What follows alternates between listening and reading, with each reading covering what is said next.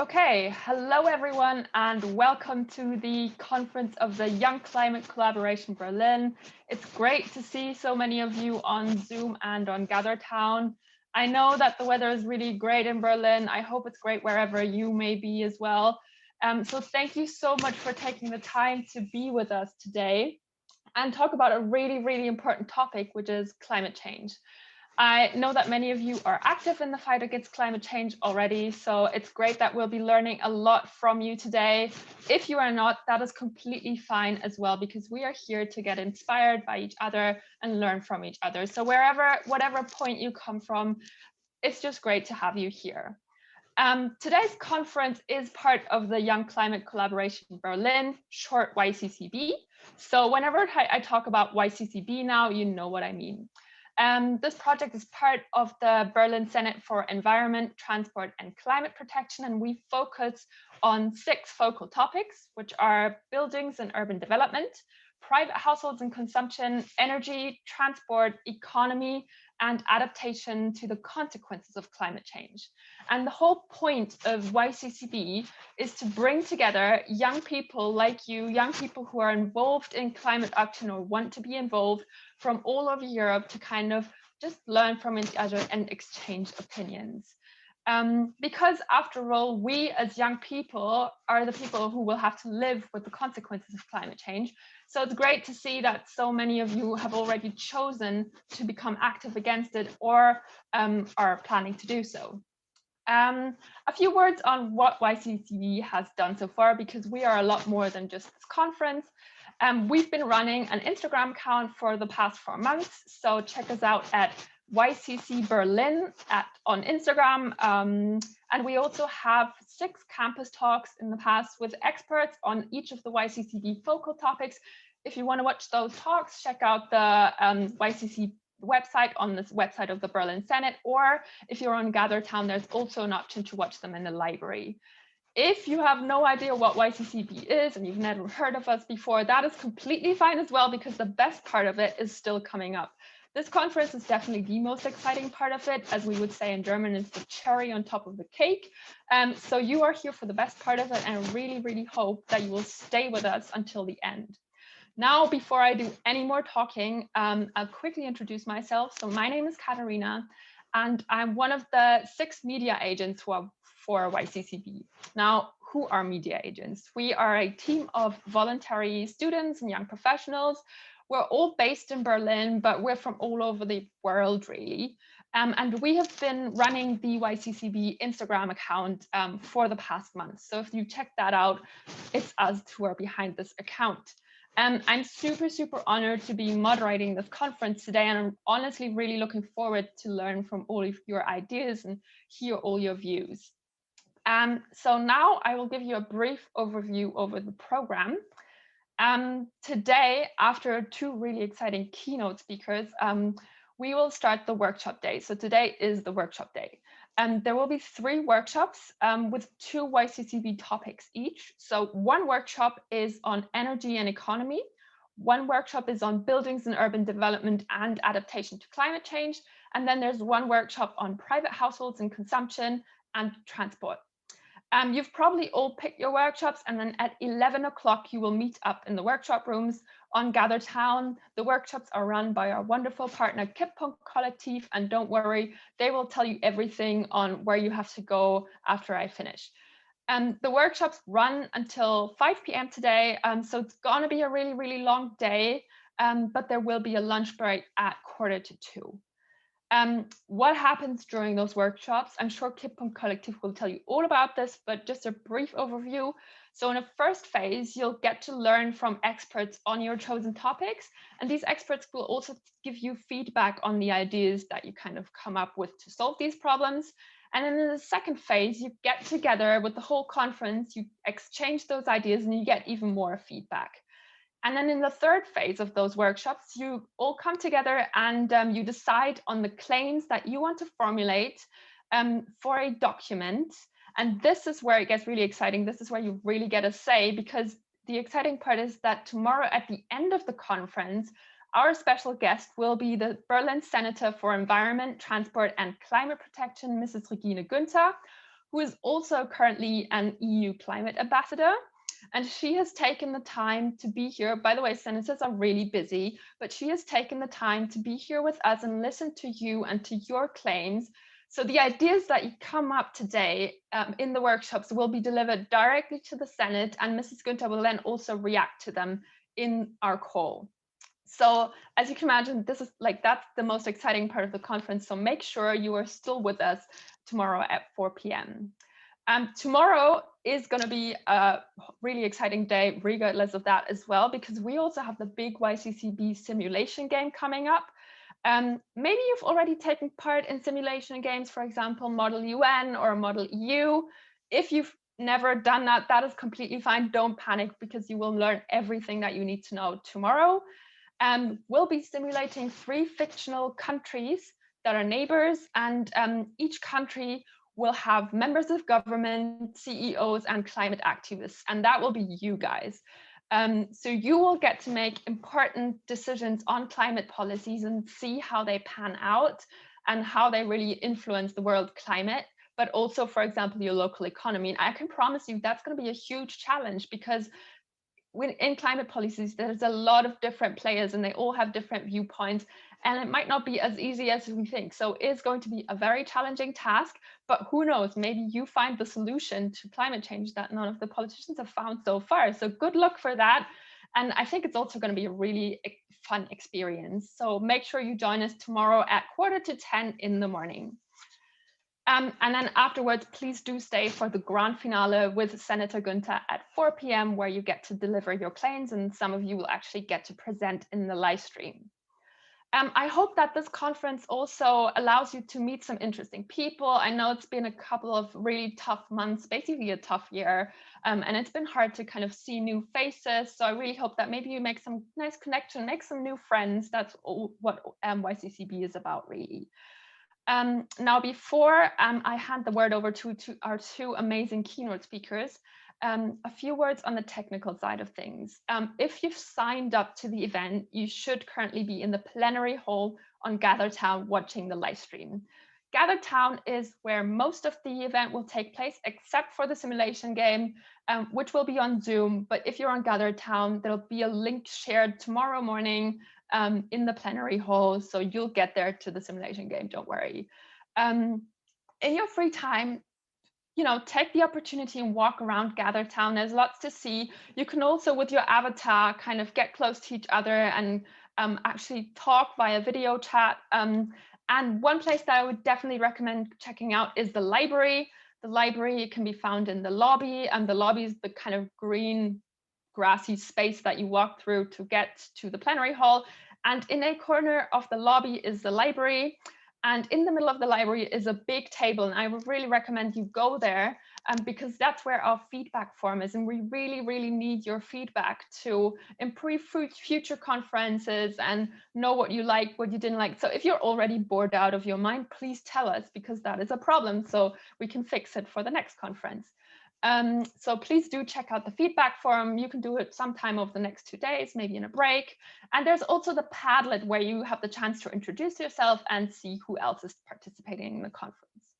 Okay, now I will really stop talking, and I'll quickly introduce our first really exciting keynote speaker of the day, which is Elena Vischner from the DG of Climate Action at the European Commission.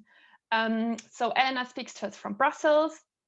And we'll be hearing a lot about what the EU does, but don't forget about a second keynote speaker who will be coming up right afterwards, and that's Jacob Bouton, who's a researcher and YouTuber.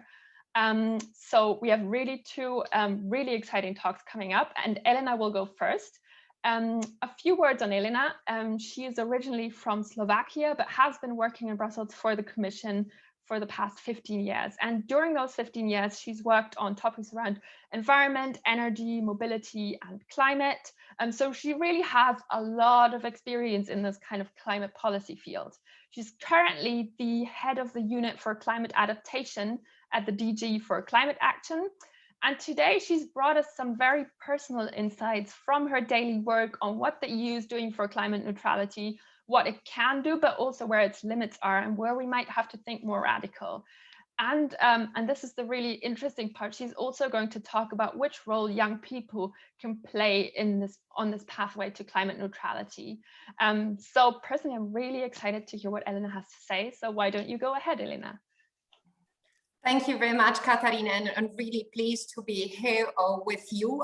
I must say it's amazing now, despite the constraints, to be speaking every day somewhere.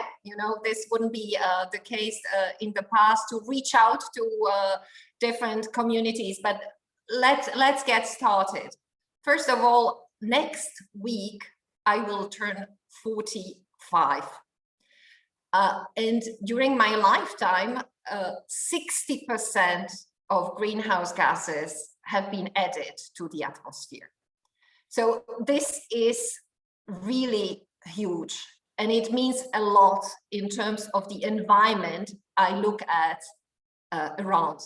I'm originally Czechoslovak, and I see, for instance, in my home country, Czechia, forestry and forests dying because of the combined effort of a certain bark beetle and droughts every year.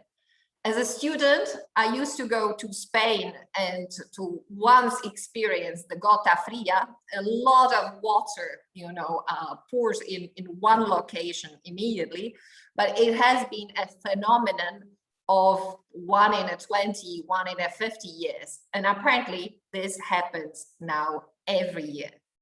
And at the same time, I live in Belgium, and people, if they think of Belgium, they think, oh, this is this sad country with a lot of rains, where actually we had a lot of heat spells over these past years. So this is just to say that in your lifetime, you already experience the climate impacts, and you see that it is changing in your environment, and there is something to be done. What I have seen also over these years in the Commission, we started with conversations about climate change. And today there are terms like climate crisis, climate emergency, even climate apartheid that are jumping into this conversation, which means that the urgency and the sort of risk out there is very much increasing. Now, let me lay out the framework. The climate policies have evolved, I would say, quite slowly. I mean, first, it was mostly in the international space, and in the 90s, when we were clapping to the agreement of reducing 8% of emission as a EU by 2012, we thought that was it. And then we went gradually with the different targets, because of course you need to get used to the society to get used to this increase, so the 20% in the 2020 and then the 40% in the 2030, and suddenly we are in a situation where this is simply not enough. And if we want to go further and to change these societies and to give the signal to everyone, we see that, much more effort is needed. So it's not just you live as you used to live and someone will do the job. We are in a completely different ballgame. So from climate policies that have developed as a niche of a couple of scientists and a couple of departments, we are in a game where all sectors of the economy should contribute: the finance sector, industry, buildings, cars, and so on. The whole society should be worried, let's put it like this. So also me as an individual, using buildings now for staying at home for my home office, using different electricity appliance. And at the end, it becomes also a whole government business. In the past, you would see the ministers of environment meeting and talking about it. Today, this is also the business of ministries of treasury, because they have to decide, for instance, on the revenues from the emission trading, where these revenues should go. And it became also the business of European leaders. You maybe don't watch the space, but every now and then there is this high drama European Council in Brussels, where they negotiate overnight to agree on certain targets, an increased ambition, and where you need to nudge certain politicians, mostly from the part of the world I know the best, to agree to this sort of change. So we are not anymore in a case where a minister is responsible for it, but where leaders indeed discuss it. So that's completely different. Now, what is climate neutrality? We discuss it many times, and people may not understand it. It's very simple. It's a pure zero. It means by 2050, our society will have to emit as much as it can remove. So it means all instruments, and this is not just about regulation, this is also about funding, this is also about incentives, this is about the social movements. This is all what will need to be scaled up so that at 2050, Europe is at zero. Now, how we will get there? First of all, you know, we are now putting last touches on a big legislative package that will hit the table in July, mid-July. It's called Fit for 55. Fit for 55 is an acronym, as we like them in the Brussels bubble, for increased ambition of minus 55% by 2030, so just 9 years from now, in order to put us really on the path to the zero. And what are the main elements of these 55 on the regulatory side of things?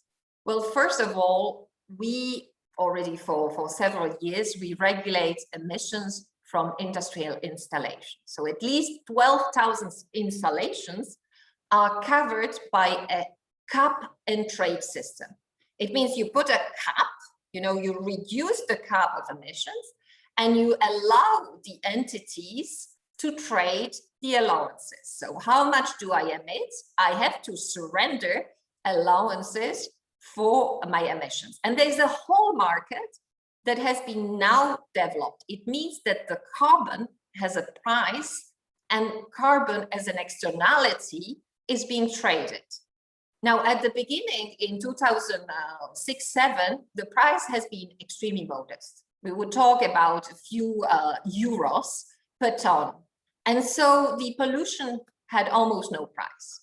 Today, the price has doubled over the 6 months, and we are talking about levels as much as 55 euro per ton, which means that if we get to 70 euro, it really will bite into how industry views the emissions, and it will drive the cleaner technologies to the system. Because if you have to decide, okay, do I pollute and pay for it on a yearly basis, or whether I buy, you know, or I invest into cleaner technologies and I get even lower in terms of emissions, I can tell you, you know, the second option is definitely better. Second, aviation maritime have been often sectors that were left for the international discussions, which means, you know, we were years and years debating within the International Civil Aviation Organization and within the International Maritime Organization what to do about these two sectors. These times are over. Now we will include these sectors into the European schemes to really promote reduction of emissions. Fourth, member states will have the national targets for emission reductions. This has always been the case, that you divided the cake, if you wish, among member states, and the richer ones need to do more than the poorer ones. I think this is fully in line with the sort of solidarity principles we have. There is more to it. Energy efficiency of buildings. Buildings do emit 60% emissions, and they are really in need of repair, of renovation, and the renovation rate is relatively slow. So this is where more will be done. So it is for renewables. Germany is a country where, you know, the Energiewende has pushed a lot of renewables into the system at a certain cost. But it seems that it is worthwhile because the renewables are becoming more competitive vis-a-vis the other sources of energy. And really in renewables, we have seen a technological change. If you compare it just with the 70s, you would see that both the size and the performance of windmills has increased. And this is indeed where Europe has industrial opportunity. Now, coming really to where the limits of the European legislation are, is that you know, we can cover as many areas where the single market, or where the level playing field, as we call it, so that there is a fairness in country is involved, but where we really need climate activism and individuals and social movement to play a role is the following. First of all, the priority of the Commission is now the Green Deal. It has become the sort of lighthouse for the recovery. Nevertheless, a few years back, we could hardly imagine Green Deal or green agenda to be #1 priority. So this is where climate activism has played a terrific role. Second, coal shutdowns. This is something very difficult to orchestrate. My country, Slovakia, will by 2023 phase out coal in electricity. So it will become fully, as they call, climate neutral, of course, involving the mixture of hydropower and nuclear in the electricity grid. And there I know the sensitivities. Nevertheless, it has been a result of a long-term planning. Now, how to orchestrate similar efforts in other countries? Not easy. I have been impressed when I was in Germany on a trip a few years back in Freiburg. We've made rounds around and we visited the municipality of Schönau. And in Schönau, what has happened is that after Chernobyl, they just decided to cut the supply of nuclear power. And they did it in a really very much a grassroots fashion. And I think the coal shutouts can be organized in a similar fashion, with a lot of pressure being put on local politicians, but also on politicians to avoid this from happening. Third, in the problem of climate policies is more or less that Europe has been leading and being more stringent than the rest of the world. So there, of course, we have different dialogues, and now US is back to the scene, but still, let's wait what they put on the table. Nevertheless, this has put the European industry, and this is a strong argument for many politicians, under huge strain. And there is the carbon leakage, as we call it. So instead of industry being producing CO2 here, they just delocalize to another part of the world. They produce CO2 there, and we import the carbon-intensive products. And this is again where, you know, climate activists and we as individuals, we as consumers, we as individuals can do a lot.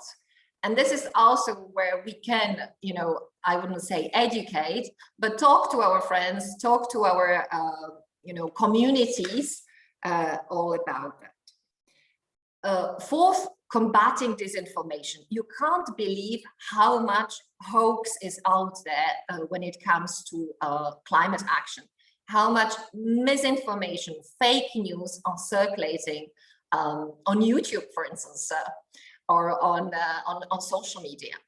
And this is where, again, we can't anymore just promote the positive narratives. Yeah, climate action is great for you because you take your bike in the morning and you come to the office and it's healthy for you, or you have a plant-based regime and you know, it's good for sportsmen, etc. No, I think we really need to go after the skeptics, after the denialists, and we need really to attack ourselves to the disinformation. If not, it will be corrosive to our discourse and to our action. But just talking is also not enough. It's really, we need to start doing things, and I see a lot of people very active and, you know, on social media. But what counts really is when you organize something, when you do a grassroots, when you are part of a cleaning operation or whatsoever. And here comes, you know, the climate activism we have started, let's say, as an institution. And I must tell you, we are not good at that. You know, the institutions are normally strong in policy making or in regulations, but we have decided, and our president has decided that it's not just enough to do that, but we need to rally also societies behind, you know, the directions on future industry, future organization of societies. And this is where our EU Climate Pact comes in. It is a little bit, sounds like a naive project, because we really want to create space where everybody can connect with everyone. Everyone can participate, inspire each other, and you know, really lead on these green transitions. But we see that from initial reactions that we actually hit a space which was very much needed, you know, to have this space of discussion, you know, somehow organized or less organized. It can be a complete chaos. Now, what we started doing is, first of all, we called on people to become ambassadors, Climate Pact ambassadors. It means, and again, this call was so wide that you can be a schoolmaster, you can be an inspiring business leader, but you can be a young activist, and you can become part of this community. We try to onboard our ambassadors and somehow provide them with tools and provide them with information and provide them with connections, and also with the speaking platforms, you know, so that they can come in and you know, speak on different events. And I have participated with the climate ambassadors in several events, and I was amazed by the quality of the public speaking, of the convictions, which is something where we as public officials are much more, you know, constrained to do. Then second, we have a pledging system whereby the small or the big can really commit, and it's going beyond legislation. It's not just repeating my obligation. Yes, I need to do this or that. No. It's essentially, we really promote no greenwash, and there should be this sort of peer pressure going on. And most importantly, after summer, and this is where this event is hugely, you know, appreciated in terms of its spirit, we want to launch much more of deliberative democracy space in climate action, because we feel, and we have seen it in France, we see it here in Germany, we see it in Finland, etc., is when you create these sort of peer deliberations in a self-organized manner by citizens, when they discuss, they compile the ideas, and then they send it to the policymakers. They have the policy and political roundtables with policymakers.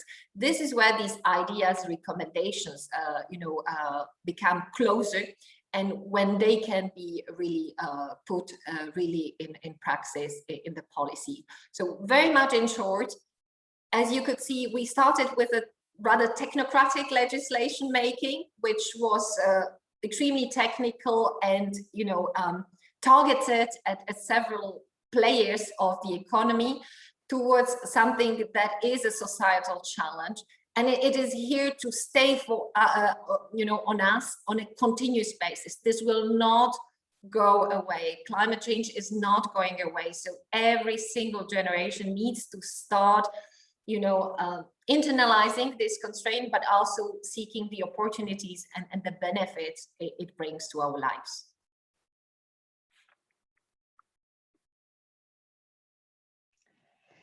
Thank you, Elena, for this really interesting talk. Personally, I really enjoyed it and I've learned so much new from it. I've been studying climate policy and especially EU climate policy for the past semesters, but I'd never heard of things like, for example, the Fit for 55 initiative. So thank you for telling us about the diverse range of EU policies that there are, but especially also about the role that climate activism has played. And it's great to hear that you think that climate activism has played such a huge role in kind of bringing the Green Deal or generally climate policy to the agenda and to #1 of the agenda of the EU. So I think that's a really encouraging sign for all of us young activists currently here in the room. And I'd love to ask you a few more questions afterwards. Let's see if we still have time, because we have another really exciting speaker coming up as well. So our next speaker is Jakob Botton, who is from Germany and who is a YouTuber and scientist. He studied education, physics, and social sciences, and is currently a PhD student at the University of Cologne. But he also runs the YouTube channel Breaking Lab, which is a pretty big deal. It currently has 374,000 followers. And on this channel, he talks about current events and technologies of the future, but he really tries to break them down and make them approachable to everyone, including science noobs like myself. I think he might also tell us a little more about his most recent project, which was Utopia, which I think was a 5-day live stream on YouTube. But let's see what he's got for us. Jakob, please go ahead. Thank you very much. Yeah, and thank you for letting me speak at the Young Climate Collaboration Berlin conference. I'm very happy to have the opportunity to talk about climate protection, activism, and one thing that is pretty important to me, especially collaboration. But let's start at the beginning. We also heard it from Eleanor. Why is it so important to do something? We all know the oceans are rising, probably by 30 centimeters from 2000 to 2050. That doesn't sound like much, but it will lead to flooding, which again means other problems like hunger, loss of housing, and much more. And we will have more storms, more droughts, more diseases, and more heat death. And that's not me saying that. These are scientists, many scientists around the world who say this. So I think we don't have to talk about the question why we should go and get active. I hope this wasn't a question here, but some people still have this question, which is pretty sad. And I know it all sounds pretty grim, and that immediately raises the question, is it even possible to stop climate change? And I talked about this with many experts, and what they told me is, it's one thing to stop the climate change, but one thing that is even more important is to slow it down. We have to slow it down because we humans, we are pretty good in adapting, and the nature is too, because it always had, but it can't do it very fast. So we need more time, and we can only get more time if we fight against climate change. So the next question should be, how can we stop or at least slow climate change down? And here we go from this grim situation to a very hopeful situation, because there are many answers to this question, starting with little things like changing your diet or carpooling with friends, and moving on to bigger things like researching new technologies that might help to stop climate change, or developing plans to change society and the industry, or getting involved in politics like Eleanor did. And another possibility is something very big, and somebody did it. She painted a sign with "School Strike for Climate," skip school, and stand in front of the Reichstag on Monday. She triggered a wave that in a short time moved over 13 million people to stand up for the environment and force the politicians to act.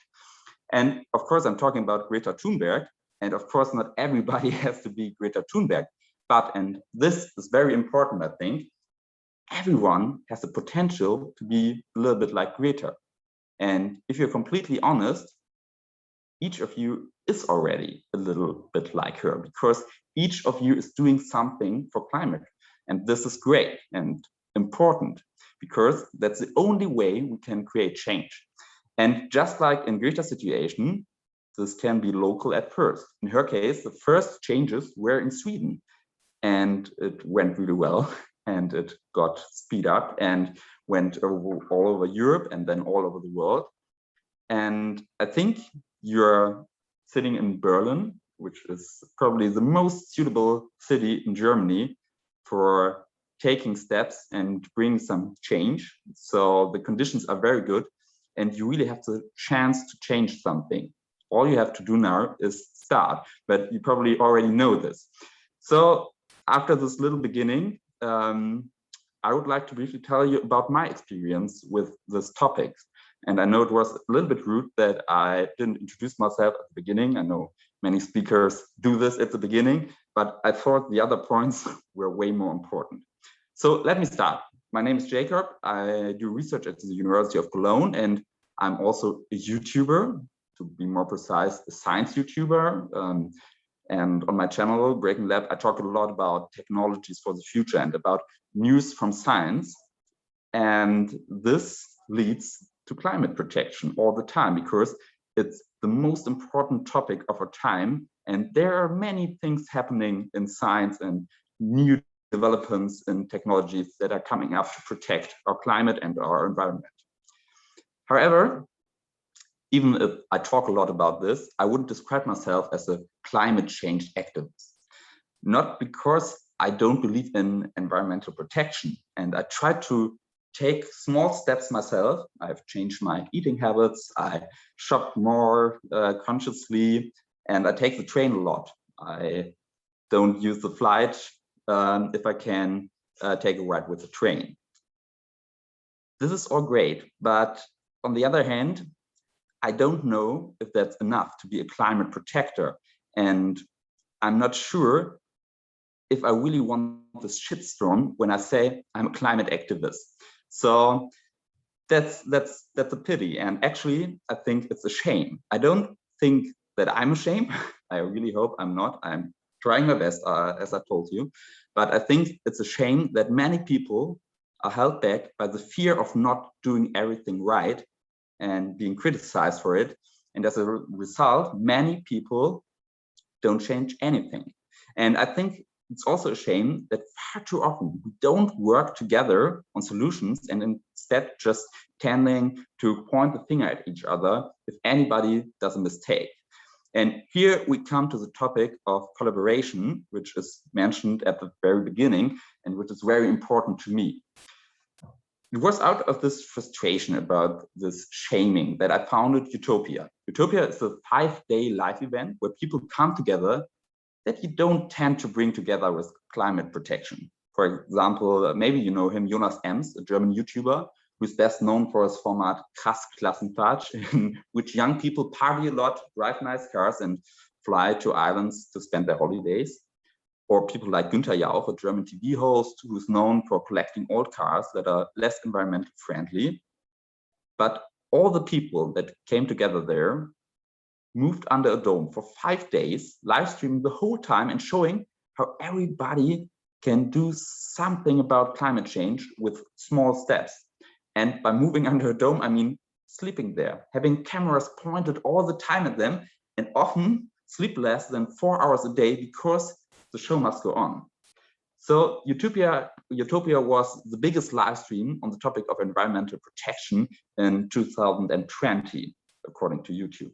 And we donated 120,000 trees during the live stream. It is of course larger than the Vatican. And what is really important, several million, mostly young people were reached who otherwise do not have so much to do with the topic of environmental protection. And this year, this event will take place again. Besides in Germany, it will also be implemented in France, and other countries have also expressed interest in implementing Utopia. So it's so great seeing that we are all connected together, and that we are connected in Europe and in the world, and that this one small project can grow. And as you might notice, this project is a project of my heart. And since this conference is about young activism, I want to show you how Utopia came about. And because this project can show you that anybody, really anybody, can start such a project that might change a little bit. So actually, the project came by chance, and if we're honest, it was probably only possible because of my naivety. At the beginning, I had this idea. I will move under a dome with a lot of plants that provide me with air to breathe, and I hope that I would draw attention to climate change with this action. And I think that sounds pretty simple, but it has a catch.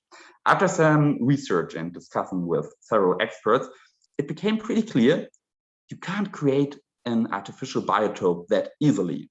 Or to put it simply, our Earth can't be replaced that easily. This could also be the reason why 25 years ago, with the cost of more than $150 million, it was tried to build such an artificial biotope in Arizona. And the whole thing failed in a spectacular way. And of course, the realization that I can do this was kind of a failure. But if you're honest, that failure was a real victory, because what better message can there be than we can't replace the Earth with all the money in the world, so we should protect it. And if you're completely honest, probably few people would have cared if I just sat under a dome with some plants for a few days. So I thought about it with my colleague Fabian, and we decided we will use exactly this image, fill it with a lot of famous people, and create a big live stream event that generates as much attention as possible for the topic. 3/4 of a year later, Fabi and I have become more than 100 people who either stand in front of the camera or contribute their reach or expertise, who control the technology like cameras and sound and so on, who come from politics and face the sometimes unusual questions from the influencers who normally have no contact with politics, and the many people from the editorial team who prepare the program or furnish the dome with second-hand furniture. And just to mention this, because it might sound so, when we started Utopia, my YouTube channel was very small and I didn't knew a lot of famous people. Actually, I randomly met most of the guests and just talked to them about Utopia. And they said, I'm in it. And we had guests like, I don't know, Eckhard von Hirschhausen, Julia Klöckner, Gregor Gysi, Gewitter im Kopf, Ranga Yogeshwar, and really a lot more. Just by asking them, very naive, if they would come. And I will be completely honest, the project has been the most beautiful and also the worst project I've ever been part of. There were many disasters. Almost everyone from us once cried or threw up or had at least sleepless nights. And yet just 1 week after last Utopia, everyone said, I will be back next year. And this is because of collaboration and the feeling of having made a difference. Even if it was only a small thing, just it gives you a lot, because you have the feeling, okay, I did something. So this is my promise to you. By being active, by starting a project and seeing some outcome, you will get a lot back. And I hope that my little story will maybe help one of you or some of you to follow his or her idea. And I repeat it because it's so important to know that it is sometimes the best thing that can happen to you if something doesn't work out directly. And one last thing I want to say, because of Utopia, because at Utopia we had a motto which is very important to me. And we didn't want to point the finger at someone who was doing something wrong, but we wanted to applaud all the people who are doing something good. And because you are all doing something good and changing something in the world, just by being here, spending your energy at this project, and by thinking about new solutions, I want to applaud you, because I think that is a great thing and it's something to be proud about. So yeah, I want to say thank you very much for your energy. So this was my little talk about activism and collaboration in climate change. Thank you so much, Jakob. And I think this was a great and really honest talk. And I definitely loved the point about finger pointing that you made, because I think this is something that climate activism still struggles a lot with, and not only climate activism, but many types of activism. And I think it's a great sign towards everyone who's currently in the live stream or on Gather Town to know that you are contributing enough by simply being here and being interested in the topic, and by thinking about what you can improve.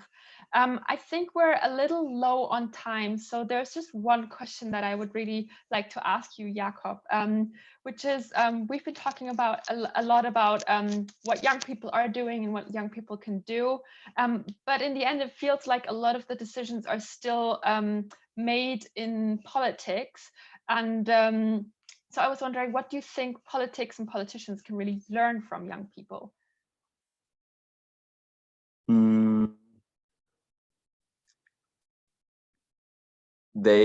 I think they should, before they learn from the young people, they should listen to the young people. And I think this is something that has to happen. And yeah, actually, there's a pretty funny example at Utopia. We had Julia Klöckner, and talked to her about food and protecting environment, and how food have changes, or how food can have a bad influence on climate. So we talked about this, and then one of the influencers, Marie Johnson, asked her if she's aware that oat milk has a higher percentage on taxes than normal milk. And it was pretty funny because she was very irritated. And she stopped and said, "What? I didn't know that." She sent somebody out of the room to check it. And later the person came back and then she said, "You were right," and she has to look it up. Actually, it didn't change it, but it was funny because once she started listening to the young people, she seemed to learn something new. She wasn't expecting that. And probably, so the first step has to be to listen to the people. And I hope that someday it will also lead to change, for example, by changing the taxes on oat milk, which is obviously way better for our environment. Yeah, but it's a long way. So listen, and then someday maybe make a change.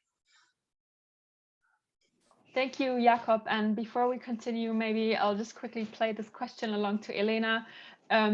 Jakob just said that listening can go a long way in improving maybe climate policy as well. Is there a way that the EU Commission listens to young people? Is there a way that if we say, like, there's this one thing that we would really like to change, or that the EU Commission should simply know about, what would you recommend to us? You mean what would be the topic, or what would be the tool or the mechanism of doing it? The tool. Do I just send an email to you? Is there a form that I can fill out? You can also send me just an email, but I'm just one of the 30,000 officials in the European Commission, and I definitely do not have a decisive voice, although I would love to have sometimes. There are many tools. We have public consultations, for instance, for legal proposals that are, as I said, often very technical, the proposals, and sometimes you don't see yourself as a young person, you know, what is this regulation to do? Nevertheless, recently we had few of them, like on the forest strategy, you know, what are the forests of the future? Do we want to have plantations, or do we want to have really diverse forests of the future?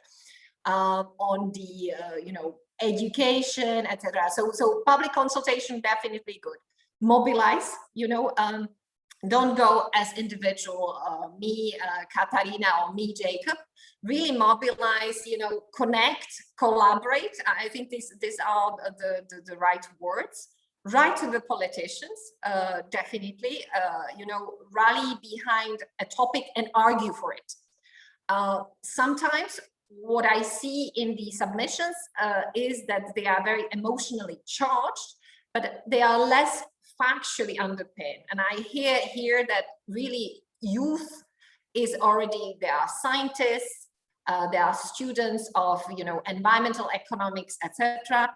You know, do argue well your case, and really also don't hesitate to point to courts. You know, this is also a legitimate way of, you know, forcing the politicians to deal with the matter.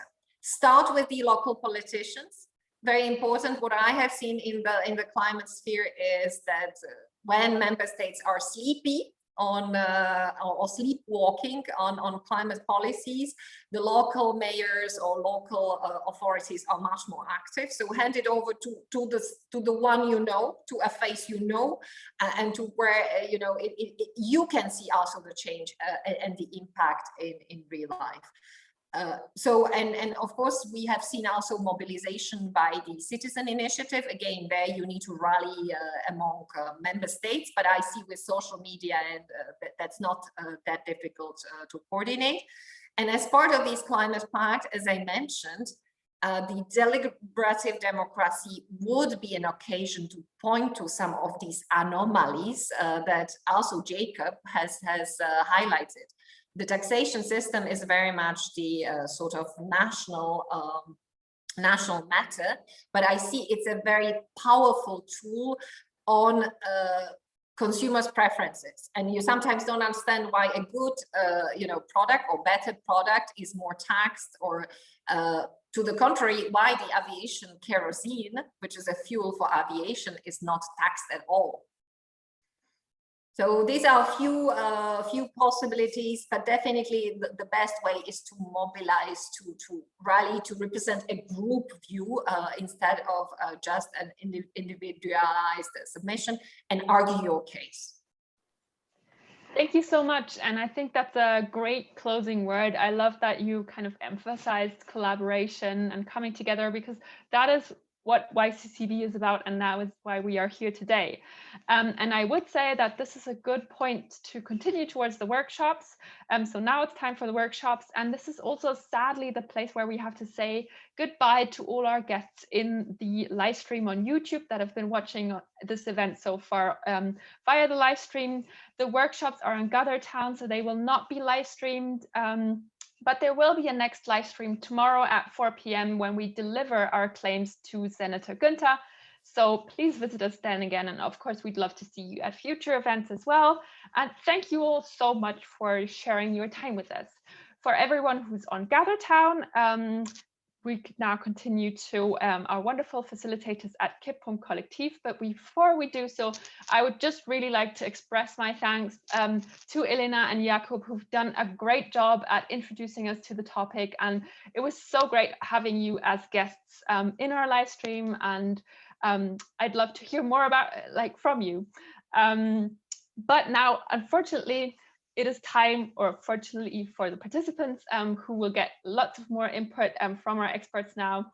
Now it is time to continue to the workshops. So Kipppunkt Kollektiv, if you'd like to take over, the floor is yours.